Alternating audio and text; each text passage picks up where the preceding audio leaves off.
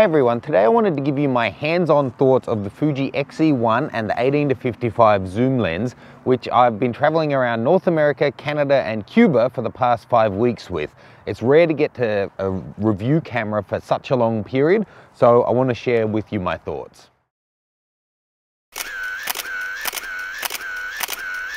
Okay, so this is going to be a little bit of a stream of consciousness video telling you my thoughts on this one.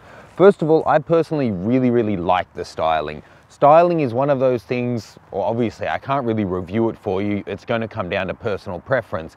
And the mirrorless lineup from the different brands do all have really distinctive looks. Unlike DSLRs that are slightly differently angled or styled, these are vastly different. And I personally really like the look of the XE-1. It'd be in my top 2 or 3 mirrorless cameras in terms of looks and appeal. You know, it is boxy, and once you put this lens on it, it suddenly, you know, it's not really pocketable anymore. But I do like the form factor, and for both of these, they have a really nice build quality and overall finish on them.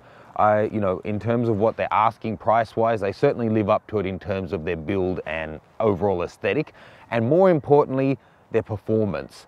Look, I'm not, you know, I don't own a mirrorless camera, but having used this one so extensively, I would say this would be my equal first choice of a mirrorless camera that's currently on the market. An interchangeable, you know, this kind of range of one, not a rangefinder and not a fixed lens one. The OMD has been my long-standing #1 overall, taking into account quality, design, image quality, price, all of those sort of things. And this is right up there in my mind. The little pop-up flash, you know, for a little bit of feel it's okay. You probably want to lose the hood because the hood can introduce a shadow, especially at wider angles. But it just works really well. First, let's just run through some of the different features. So it doesn't have focus peaking. That's a little bit annoying, especially if you're not familiar with using the EVF on this one. I'm so used to using a proper optical viewfinder that it did take me a little while to get my head around it, and it does with any camera that has one of these sort of viewfinders, an electronic one. But if you spend the time and find that you can manage it with that kind of a viewfinder, then this is as good as most of just about any other one that I've tested out there. The screen is really nice, and whilst it doesn't have focus peaking, it does have a function I'll show you now. You can throw it into manual focus and then tap the wheel on the back, and it will bring up a 3-time magnification for you to do your manual focusing.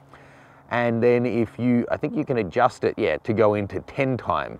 So that's really handy to make sure that you nail your focus. The autofocus, however, works brilliantly. I mean, really well. As well as a lot of DSLRs. I found this one really was good at focusing even in lower light situations, and the low light focus and the fact that it had an EVF didn't get in the way of me recently doing a photo shoot, a studio shoot with this one in a dark studio using studio lights to bring the model up. It was still able to get focus without any trouble at all, so I was really impressed with that. What else? I love that it's got the exposure comp dial right there on top. The Q menu does give you quick access to a bunch of different commonly used settings, but I would love to see an extra dial on it to be able to adjust things just that little bit more quickly without having to delve into the menus. In terms of the image quality, really outstanding.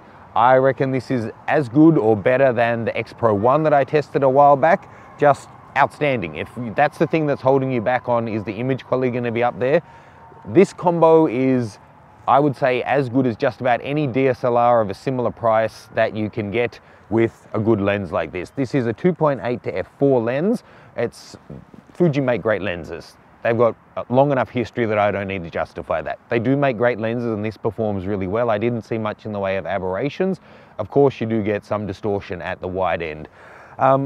Throw up a couple of little images here that I've taken here, there, and everywhere with this guy. But the image quality is really good. As I said, overall, on balance, considering everything about it, I would put it up there as my equal #1 for a mirrorless interchangeable lens camera that's currently out on the market. I really like it. It's unfortunate it's going back, but nice work on this one. And each generation is improving quite a bit. I'll be interested to see how the X100 is going to perform. I'll be getting that very soon.